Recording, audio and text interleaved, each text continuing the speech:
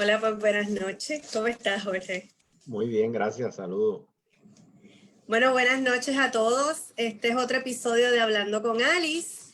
Estos episodios que estamos haciendo son episodios educativos sobre temas que entendemos que todas las personas deben dominar a la hora de dar el voto, pero más allá de eso, deben dominarlo para su vida diaria. Tengo que hacer la salvedad, como en otras ocasiones, que la persona que esta noche nos va a acompañar está aquí en calidad de experto, no está ni porque está validando mi candidatura ni al movimiento Victoria Ciudadana.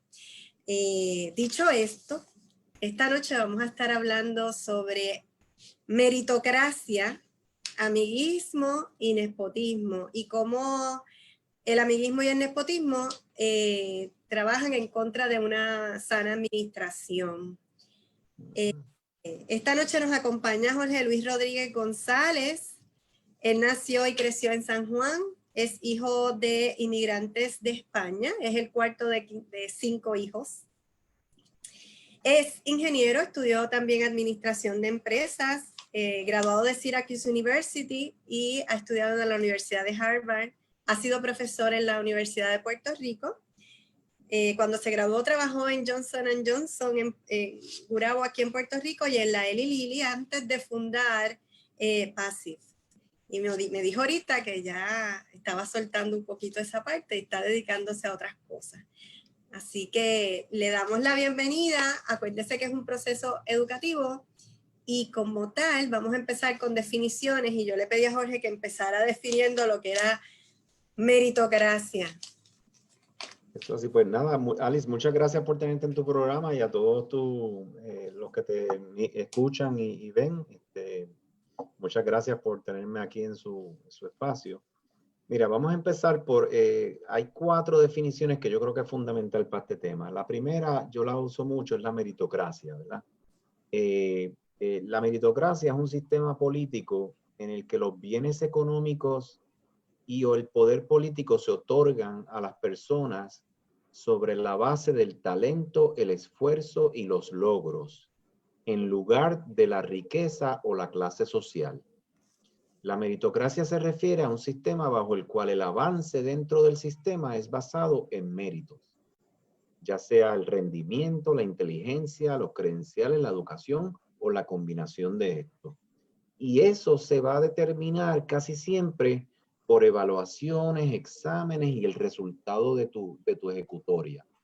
La industria que yo trabajo y he trabajado por 32 años, que es la farmacéutica, yo no conocía a nadie, mis papás no conocían a nadie y no conocían a nadie. O sea que todo el progreso que yo hice en esa industria y que yo sé que mis colegas han hecho en esa industria es a través de los méritos, ¿verdad? Así que pudiéramos decir que esa industria tiene un respeto y un honor al sistema meritocrático, ¿verdad?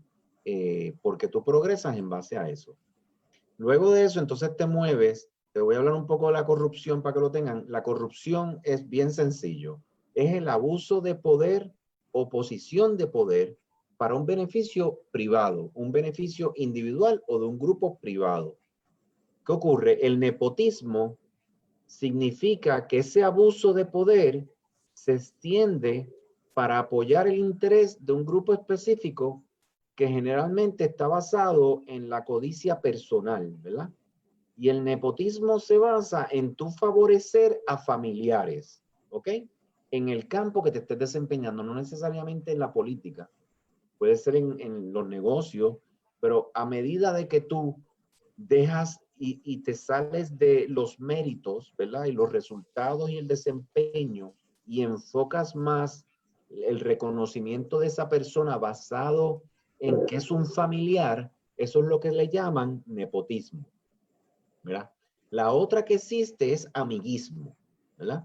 O sea que los dos enemigos del sistema de meritocracia son el nepotismo y el amiguismo, que by the way son los dos ingredientes activos más cruciales en la corrupción, ¿verdad?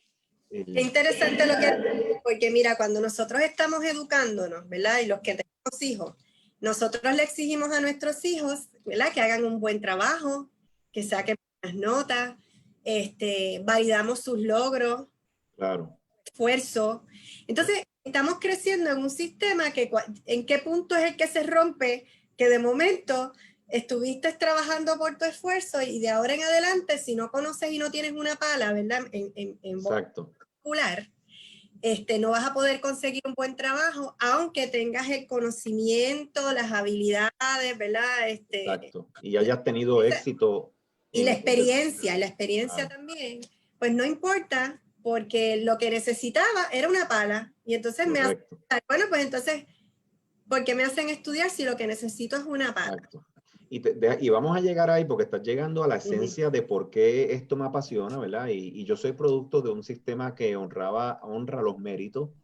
La industria farmacéutica, no solo a nivel mundial, pero en Puerto Rico se reconoce por eso, porque tiene unos componentes que lo vamos a discutir, pero tú estás tocando en un punto que es la esencia del problema a nivel de país y de colectivo. Déjame entonces explicarte lo que es amiguismo. El amiguismo es la práctica de la parcialidad en la adjudicación de trabajos y otras ventajas a amigos o colegas de confianza, especialmente en política y entre políticos y las organizaciones que intercambian con esto. Por ejemplo, tú nombras a alguien que sea un amigo para poder favorecerte de alguna otra manera, ¿verdad? Entonces, ya puedes ver la relación que hay entre amiguismo y nepotismo. Los dos comienzan a tener un baile y se complementan, pero el amiguismo existe cuando el nominador y el beneficiario, como designado, está en un contacto social o comercial. Te voy a decir algo bien sencillo. Yo llevo 32 años en la industria farmacéutica. Nosotros hemos vendido más de 190 millones de dólares. Yo nunca he tenido un almuerzo con un cliente que yo lo pago, que compro una botella de vino. O sea, en mi industria tú no puedes hacer eso. O sea, yo invito a un cliente para hablar de algo y vamos a Food Rocket, que me acuerdo que quedaba por Carolina allí, o vamos a cualquiera, Chile, y cada uno se paga lo suyo, porque tú no puedes entrar en un contexto social donde haya ese tipo de relación si tú estás también haciendo un intercambio comercial, ¿verdad? Eso en el mundo político y de eso ni se conoce, o sea, estamos hablando chino, pero es para que tú Alguien no le ha veas. dado el curso a ellos. Claro, pero es para que tú veas cómo puede, pero políticamente el amiguismo se usa de manera, ¿verdad?, despectiva para implicar comprar y vender favores. Y esto se puede ir percolando a entonces comprar votos, comprar favores. Tú me pones la cocotera o como le llaman las bocinas estas y entonces después yo te voy a otorgar un contrato para algo cuando yo esté en el poder. Y así ese es intercambio que obviamente todos sabemos cómo eso ocurre, pero mucho de eso ocurre en ese intercambio de favores. Tú me ayudas a mí, yo te ayudo a ti. Y casi siempre eso es por el amiguismo que existe entre esas dos personas, porque tienen un intercambio social o han tenido un intercambio comercial en otro contexto. Así que nepotismo y amiguismo son los dos ingredientes activos de la corrupción. La corrupción es la que está tratando de buscar un beneficio en carácter privado de un bien público por el cual tú no trabajaste. Y esto es lo que te atenta con el sistema de méritos.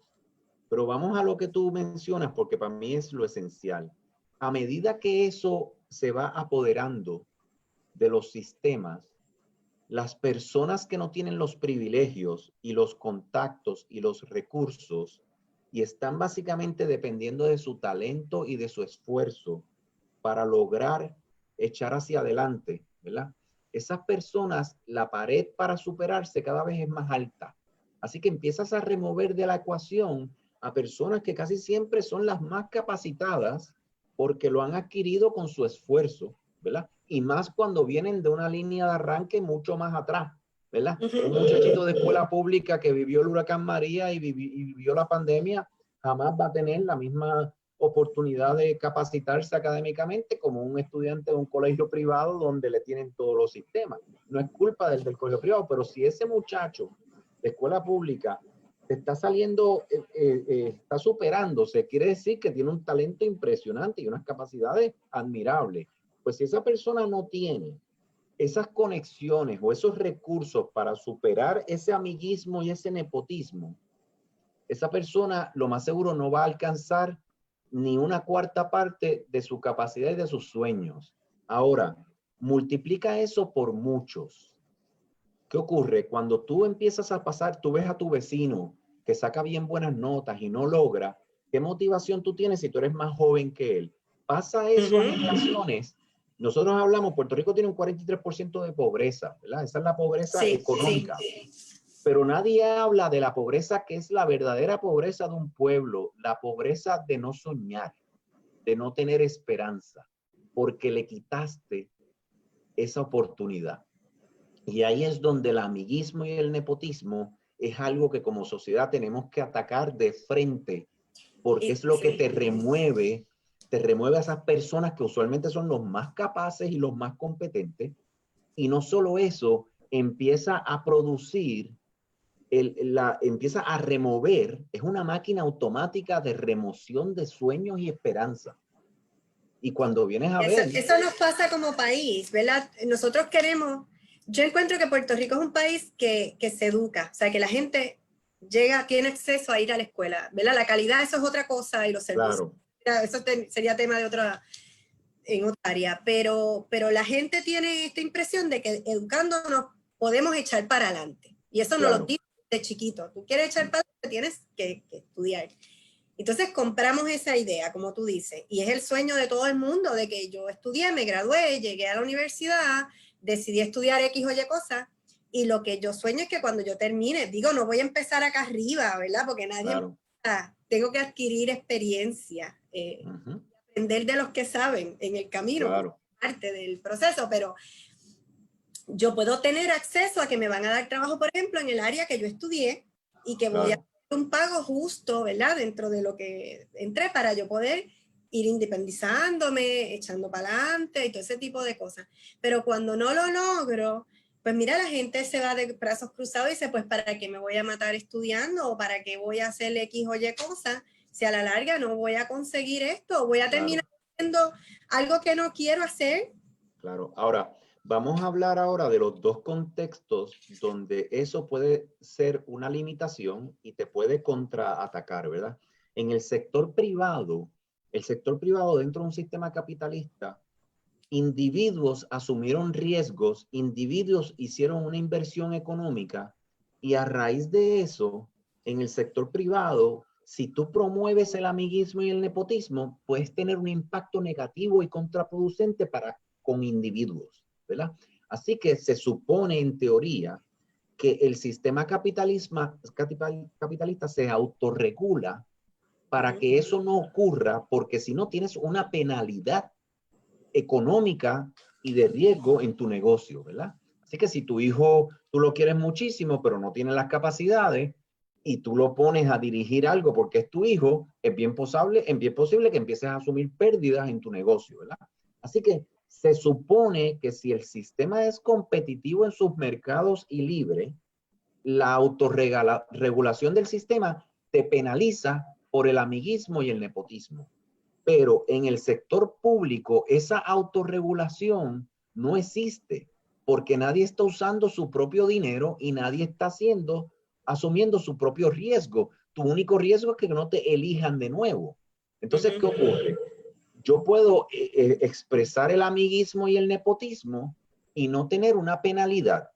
Entonces ahí empiezan a crearse, en ese sistema público se empiezan a crear estructuras, sistemas, organizaciones, que es el famoso tribalismo bipartidista, para que ese amiguismo y ese nepotismo me pueda servir de ayuda con el financiamiento de la campaña y cómo yo empiezo a mover influencias del sector privado al público y yo pueda seguir subsistiendo aun cuando pueda haber una penalidad de que estoy dejando sin recursos o sin servicios esenciales al pueblo que represento, pero tengo una manera de allegar los fondos por acá, así que puedo quizás manipular la opinión y el voto, que es la manera que me penalizan. O sea, la manera que te penaliza el sector privado es que el cliente no va, no consume y tú empiezas a perder dinero. Y como nadie se mete ahí, aunque entonces vamos a la otra parte, ¿cómo tú resuelves esa penalización en el sector privado?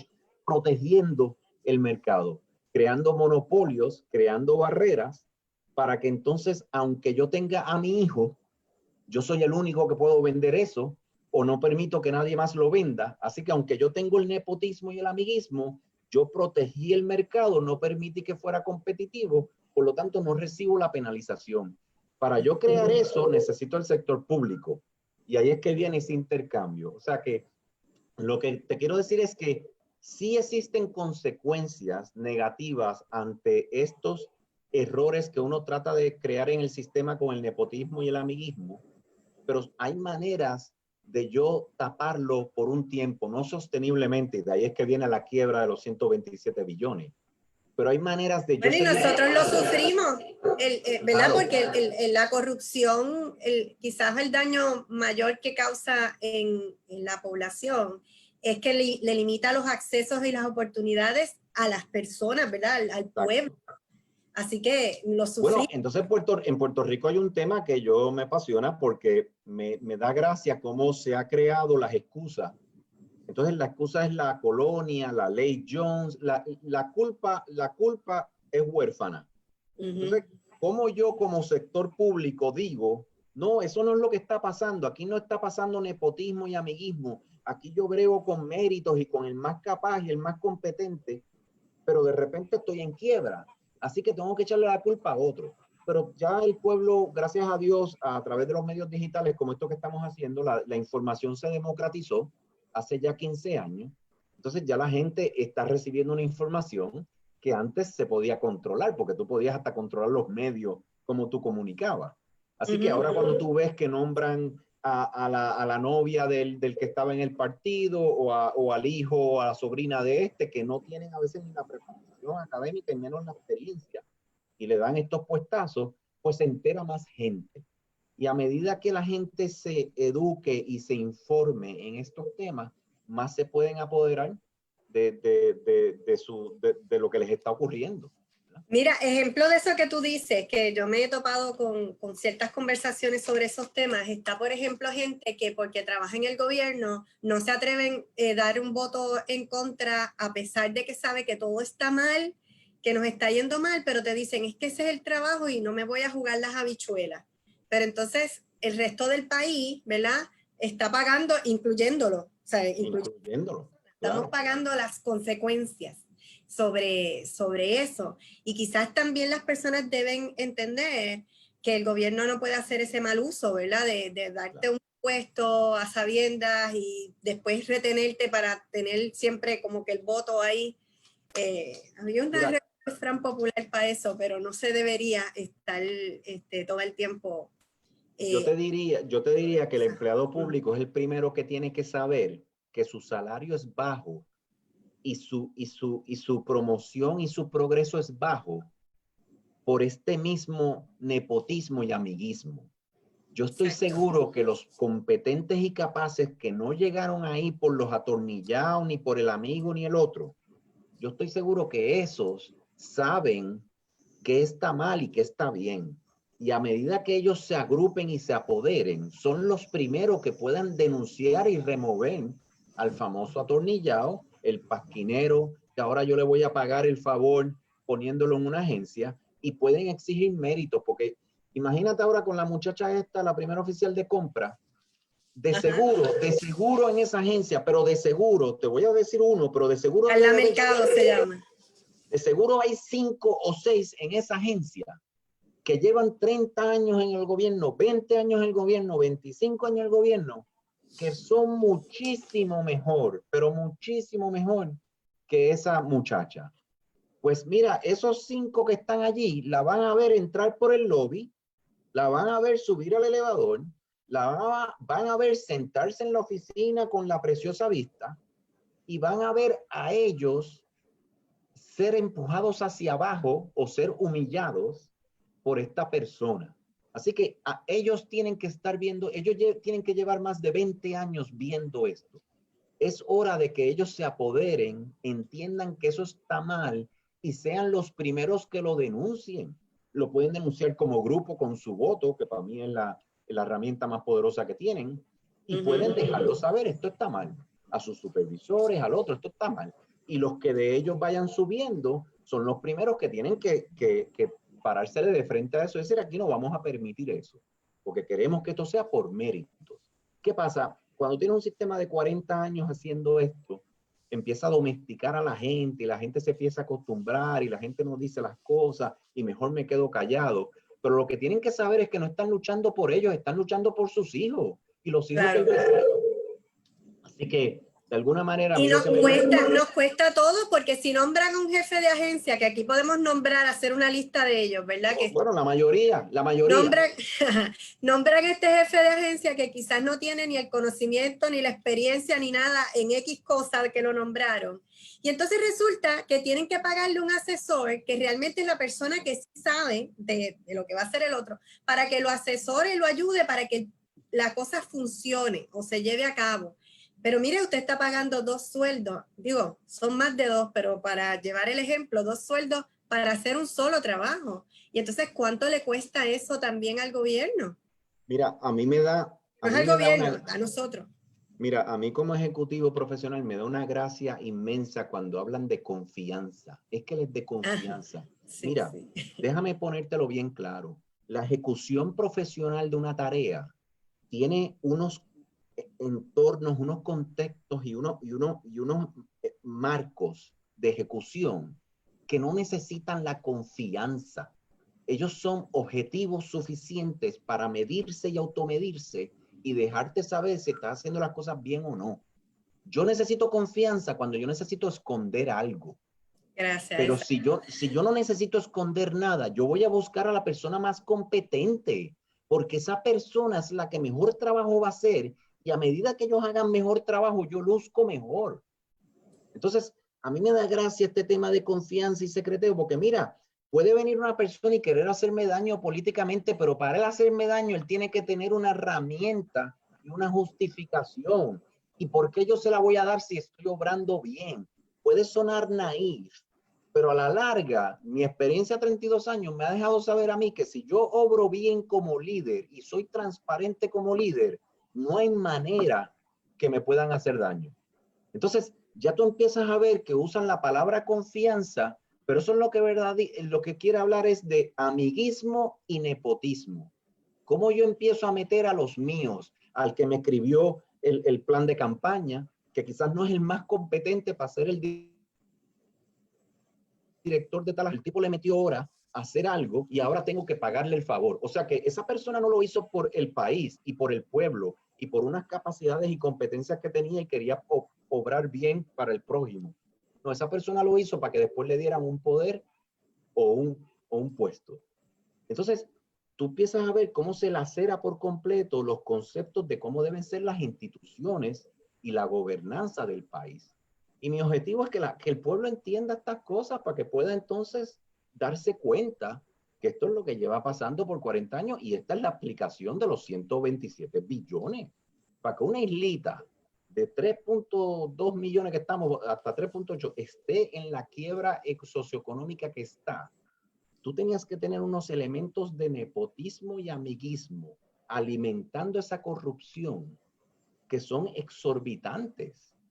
Entonces, lo sabemos porque ahora tenemos un gobierno inmenso, porque, by the way, cuando los atornillados de un partido no los sacan, mueven esas sillas atornilladas para un lado, los dejan ahí y se traen nuevos tornillos. Y cuando vienes a ver... Bueno, es que a los que votan tampoco los sacan, lo que hacen es moverlo para otro puesto. Exacto. Y ahora mismo, mira, donde más se ve ahora mismo, y para mí, a mí me parte el corazón, yo tengo la oficina en Miramar, yo voy a la oficina y tengo que doblar a la izquierda en el centro de convenciones para entrar a la Fernández Junco. Yo veo la fila de las personas en el centro de convenciones y yo no sé cómo esa gente no se ha armado allí, pero una revolución. Porque tú estar pagando impuestos y lo caro que es los impuestos en este país por años y años, y de repente tú vas a recibir un beneficio que es federal, un dinero que ya se lo dieron a todos los Estados Unidos, y que tú todavía estás al tercer mes viendo si te dan algo. No podemos ser tan sumisos. ¿Y por qué tienes esas ineficiencias en los sistemas y procesos y en la organización? ¿Por qué los tienes? Porque el amiguismo y el nepotismo, el favoritismo, la corrupción, ha creado un sistema completamente inepto, ineficiente.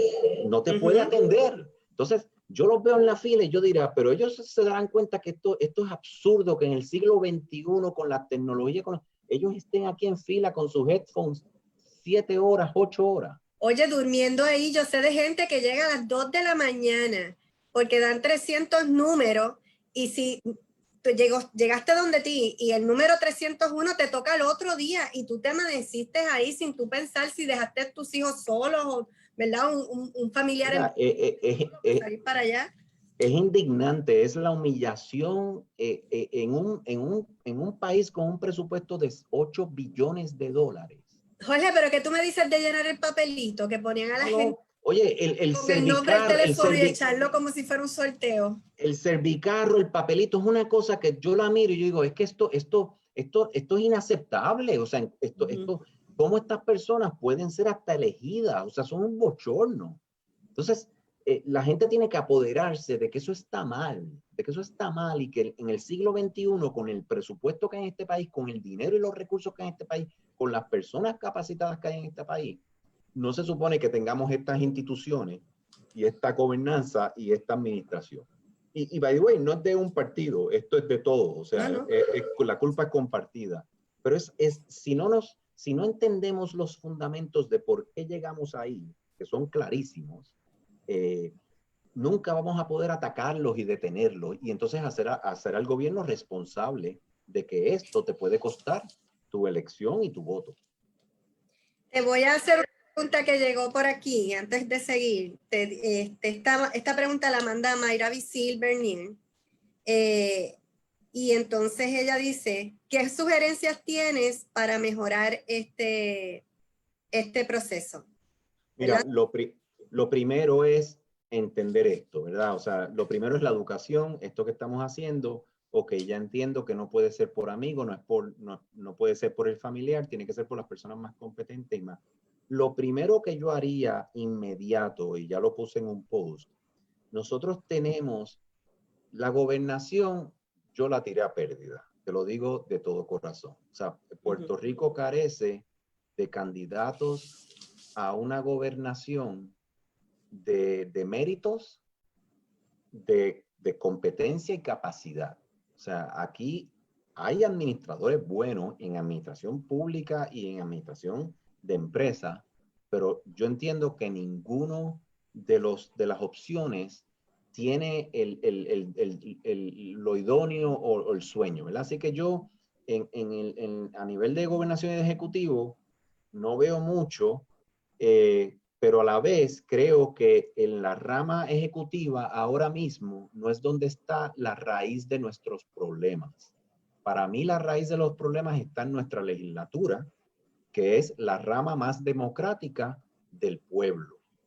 Si conocemos de dónde proviene todo este tema de gobernanza, las 3 ramas se crean y la legislatura es la representación directa del pueblo. tú representas un distrito. Yo estoy seguro que ese distrito no tiene las mismas necesidades que otro distrito. No, Son por supuesto todas que no. diferentes, claro. Ujú. Entonces, ¿qué ocurre? Ahora mismo, esa representación no existe. O sea, los ciudadanos de una región no me van nunca a mí a poder convencer que a ellos los están representando estas personas, porque esas personas se deben a su partido, a la tribu, porque la manera que tú sostienes la ineficiencia cuando tienes amiguismo y nepotismo es teniendo a una tribu. O sea, la manera que las instituciones no logran ser eficientes a nivel de la manera que procuran los servicios y los productos con procesos y sistemas objetivos, racionales, es yo perpetuando ese sistema ineficiente y que no se me vaya el liqueo por ningún lado. La manera que yo lo perpetúo es con el tribalismo. Es que todos voten en conjunto. Porque si empezó a tener desertores, es como cualquier otro país que se le empiezan a ir los desertores, empiezan a comunicar los errores que tiene el sistema y ahí atacan el sistema y lo arreglan. Así que... Pero entonces, eso que tú me estás diciendo es que, por ejemplo, la mayoría de las personas están acostumbradas a votar por bajo insignia. Claro. Y cuando votas bajo insignia, entra todo, ¿verdad? Claro. Lo bueno y lo no tan bueno, ¿verdad? Todo va para allá. Tú estás votando por la tribu. Exacto. Y hay una plancha de cosas que ya esa tribu, como tú la llamas, decidió que iba a pasar, sin contar con que esa sea la opinión o no de las personas que yo en este caso, por ejemplo, estuviera representando. Exacto. Y esa es la parte donde hay ya problemas y que se ata con el proceso de corrupción. Así que claro, no permite ese libre pensamiento, esa pues mira lo que ocurre. Mira lo que ocurre. Tú tienes a esta legislatura representando a los diferentes grupos de la sociedad, de las diferentes regiones. Esta legislatura es la que te genera la política pública, la gobernanza por la que nosotros vamos a regirnos, ¿verdad? Usualmente las políticas públicas se promocionan o se venden, ya sea porque son más liberales, son más conservadoras, son más de centro, ¿verdad? Entonces, cuando tú ves el debate sociopolítico en otros países, es un debate de valores, del valor moral que esa persona quiere efectuar en su gobernanza, ¿verdad? Ya sea quiero que se casen los matrimonios gay, quiero que la iglesia y el Estado estén separados, y empieza a hablarte de unos valores morales que es lo que va a representar o va a guiar su política pública y con eso va a gobernar. ¿Qué ocurre? En Puerto Rico ese debate no entra. Es un debate de estatus, muy interesante, pero a la vez ni eso, porque en realidad tú vas para la tribu. O sea, tú eres de la tribu y tú vas para la tribu y es lo que diga la tribu. Entonces, ¿qué ocurre? Ya tú estás perdiendo representación como ciudadano. Si esa persona no te está representando a ti, está representando a la tribu. ¿Cómo se resuelve eso? A la manera que tú empieces a votar por la candidatura que más entiendes que te refleja a ti y que va a defenderte a ti, si tú empiezas a eliminar la mayoría, si tenemos una legislatura que ningún partido tiene mayoría, ya por definición tienen que entrar en un debate de los méritos y la racional de su legislación, porque nunca tienen el echo chamber que le llaman, o esa mayoría, no tienen la tribu, para tenerlo planchado, como decimos. Entonces, a medida que en ese debate de política pública tú empiezas a hablar de los méritos, lo bueno y lo malo, ya empiezas a exponer a los legisladores a que si votan por algo es porque están creyendo o no creen en esto. Y el ciudadano eso lo puede ver, ¿entiendes? Así que yo exhorto a que empiecen a votar, no necesariamente por alguien que es miembro de una tribu, sino por las capacidades y competencias que entienden que esa persona tiene. Y si logramos votar como pueblo para que ningún partido tenga mayoría, vamos a haber logrado tremendo progreso como sociedad, porque lo que le estamos diciendo a la legislatura es, no queremos tribalismo y queremos que haya debate de altura sostenido por la razón y la lógica. ¿Qué ocurre? Cuando ocurrió esa separaciones de poderes entre la Cámara y el Senado, aquí se trancó el gobierno, ¿verdad? Y estuvimos sin trabajo porque el presupuesto no se aprobaba. Pues miren, la Junta trae algo bueno dentro de otras cosas que pudiera traer. Y es que ahora el presupuesto lo aprueba la Junta, no lo aprueba la legislatura. Así que si la Junta aprueba un presupuesto, ya el gobierno continúa operando y no tienes manera de penalizar a ninguno de los dos partidos porque no estén a favor. Así que tú, en otras palabras, tú no necesitas una mayoría y no tienen que estar de acuerdo con el presupuesto porque la Junta es la que te lo va a aprobar. Así que el impacto negativo que pudiera tener el pueblo lo acabas de mitigar por esta otra, ¿verdad? Función que existe con la Junta Fiscal. Para mí sería un mensaje poderosísimo al bipartidismo tribalista, que no vota a razón y lógica del poder que pueda tener una pieza de política pública, sino vota porque la mayoría vota así, ¿verdad? Porque sabemos que muchos de ellos ni leen. Así que yo me concentraría en empezar a evaluar esos candidatos, especialmente por su mérito. Te voy a la otra dimensión. Si tú empiezas a poner candidatos en la legislatura con méritos, que hayan logrado lo que han logrado por su esfuerzo, esos son los primeros que van a valorar el sistema meritocrático. Esos son los primeros que van a echar a un lado al amigo y al nepotista. Entonces, si tú tuvieras esa masa, y by the way, yo creo que Puerto Rico está en esa dirección, porque para mí el ejemplo mejor, y yo se lo he dicho a Chaco, a Vargas Vidot, yo sé por qué Vargas Vidot sacó más votos que todo el mundo, porque la gente está harta. Yo puedo ser estadista, yo puedo ser popular, lo que sea, pero yo estoy harto de ese amiguismo, ese nepotismo y ese tribalismo. Y él, obviamente, era una persona muy respetada, muy conocida, tenía un capital social y tenía la competencia técnica. Así que se puso ahí y el pueblo lo respaldó porque tuvo la valentía de meterse en esa olla de grillo. Para mí, mi mensaje más contundente es: evalúen sus candidatos y asegúrense de que los escogen por sus méritos y sus capacidades, especialmente si están entre dos. Ya te digo más, si tú evalúas a dos y tienen los mismos méritos, yo me iría por el que no es de tribu, porque el que sea de la tribu, de Popular o PNP, él no va a poder expresar esa independencia de criterio cuando entre a la tribu. Yo en mi negocio es cómico, yo en mi negocio somos 8 en las directores y yo necesito que sean lo más diferente a mí. Yo necesito que ellos se me molesten, me digan que no, me traigan retos. Eso es lo que me hace a mí mejor. Ese punto tuyo es bien importante. La gente a veces no entiende el término de diversidad, pero la diversidad es fuerza, porque tú piensas de una manera, yo de otra, y nos retroalimentamos, ¿no? Claro. Es importante eso, porque si todo el mundo sigue la marea, ¿verdad? Lamentablemente nos estamos dando vueltas en lo mismo, no vamos para ningún lado necesariamente. Así que ese tipo de lógica también tiene que ir cambiando. ¿Tienes otra pregunta aquí? Y el otro mensaje, lo otro que quería terminar con eso es que el otro mensaje que damos como pueblo es que permitimos que más personas como tú y otras se atrevan a postularse. Yo creo que Puerto Rico tiene un montón de gente bien buena y bien capaz, que lo único que no quieren es meterse en la olla de grillo eso para que le caigan encima, ataquen a la familia, ataques personales y se quedan afuera, pero les encantaría ayudar y colaborar. A la medida que el pueblo empiece a apoyar a esos independientes y esos minoritarios que tengan los méritos y la capacidad, ¿verdad? Más gente del pueblo va a decir, ok, yo lo hago, ¿verdad?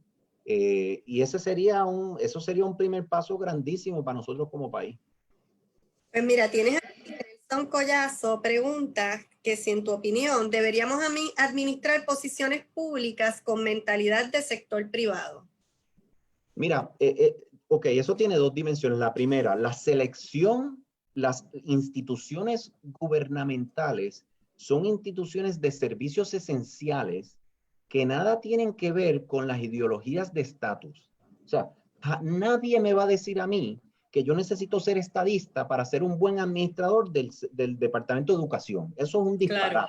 O sea, en otras palabras, en mi resumen, no tiene que haber nada de política de estatus para yo adquirir más competencia en la capacidad de ejercer como secretario de una agencia. Estamos claros con eso, eso es obvio, ¿verdad?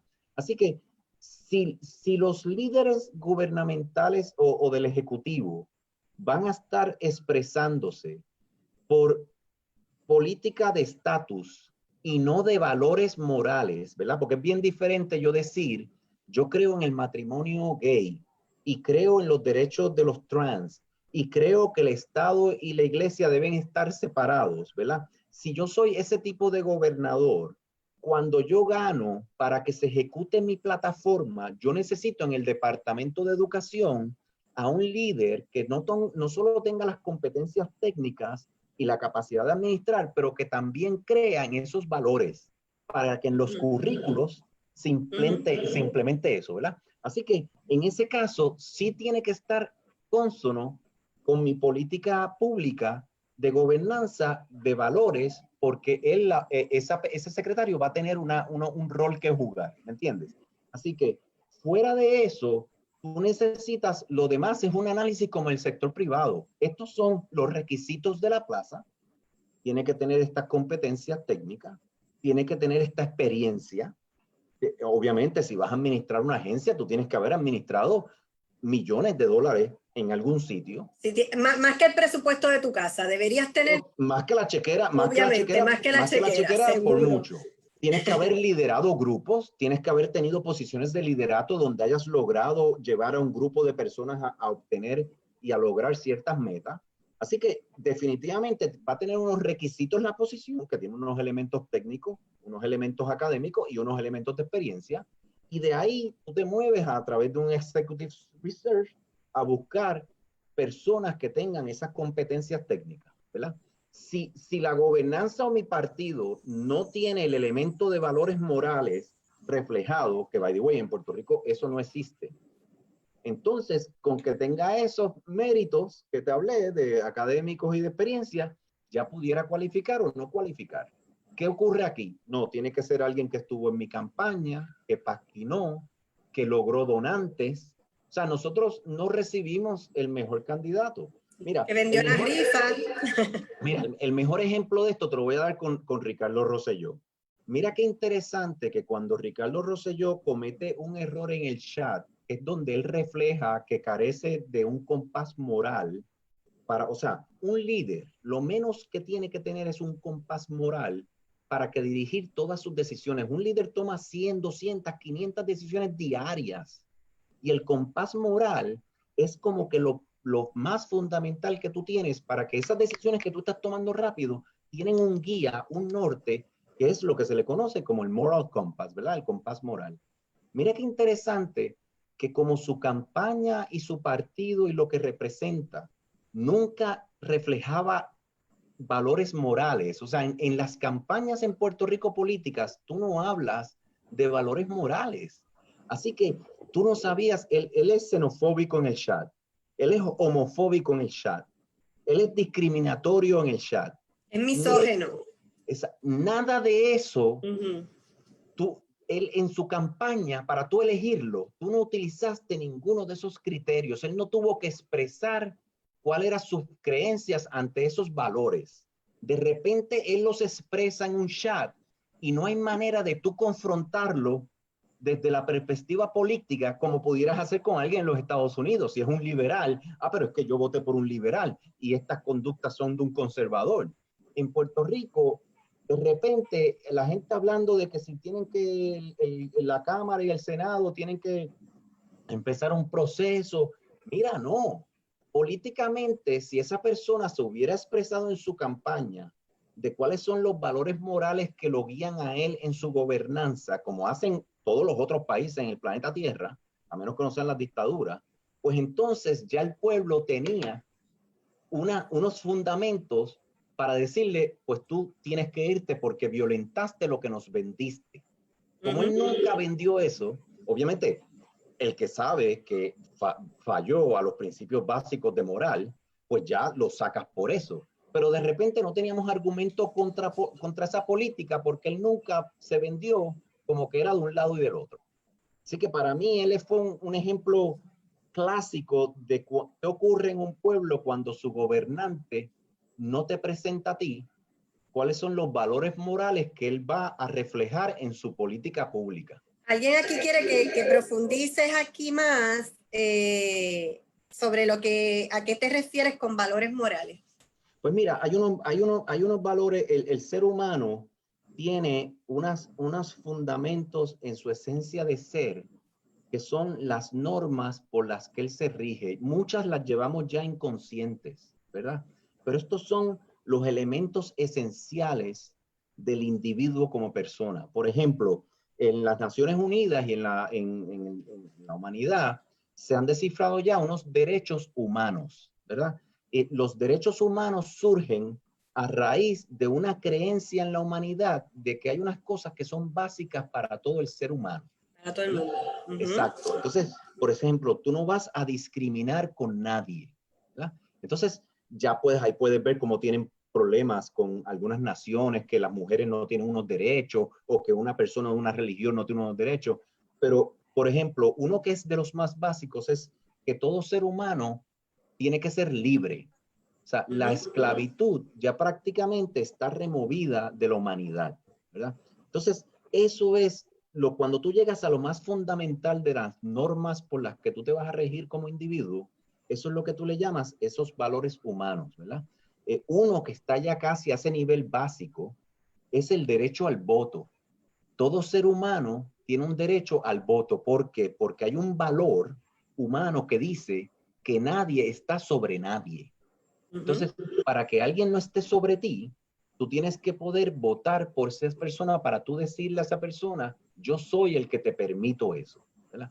Oye, eso es uno de los hechos del territorio de Puerto Rico. O sea que a nivel mundial, el hecho de tener un presidente de los Estados Unidos y un gobierno federal que rige sobre nosotros, atenta contra uno de esos valores humanos básicos, porque nos está rigiendo alguien por el que nosotros no tenemos una libre determinación, ¿verdad? Así que los valores o sea, y morales son los ingredientes más básicos que tú tienes para tú entonces conformarte como individuo que va a relacionarse en una sociedad. Sí, pero como bien, aquí esa parte no es la que se pregunta cuál es tu ideal. Exacto. Yo con alguien, ¿verdad? Que me dijo, yo soy de este partido, y yo, ok, porque realmente, pero obviamente le pregunto si el ideal, porque no necesariamente, yo puedo estar en un partido y mi ideal ser otro, así que Exacto. la gente no se confunde. Tú lo llevas, mira, para veces son lo mismo, ¿no? Las religiones y los profetas son los que lo han expresado. O sea, cuando tú miras los 10 mandamientos, yo soy católico, hay unos 10 mandamientos, tú vas a ver que esos 10 mandamientos se construyen de unos valores morales, ¿verdad? Amar al prójimo como a ti mismo, no matar, no hacer daño. O sea, hay unas cosas, y cuando tú miras, muchas religiones tienen esta como la zapata. Para mí, eso que tú acabas de decir me resulta bien interesante. Nosotros no exploramos esos valores morales de ese candidato. ¿Qué pasa? En otros gobiernos, ya sea en Europa, socialdemócrata, o sea el capitalismo de Estados Unidos, o en otros países, si tú te fijas, está el liberal y el conservador, y el del centro, y siempre hablan de en qué ellos creen. Creen en las libertades, creen en la libre expresión, creen en igualdad de oportunidad, igualdad de derechos. Unos creen que la iglesia y el Estado deben estar más cercanos, otros que deben estar más separados, otros que el gobierno debe ser más pequeño y que las libertades se le deben dar a los individuos para que puedan expresarse. Puerto Rico, en la mesa de la familia puertorriqueña, no existe ese debate. O sea, una de las cosas que más a mí me duele es que este tipo de debate a nivel sociopolítico y de gobernanza percola a las familias, y entonces estos son los debates que tienes en el friquitín, que tienes en el chinchorro, que tienes en la cena con tu familia, con tus hijos.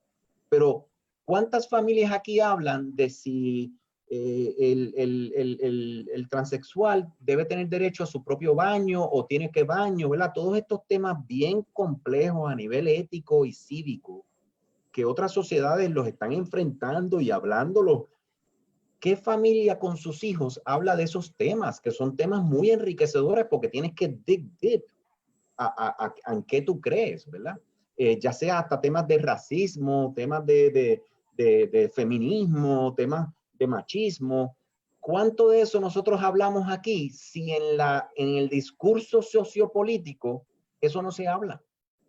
Eso, Bueno, y es parte de cómo vamos a cambiar y a desarrollarnos como país si no se hablan también. Exactamente.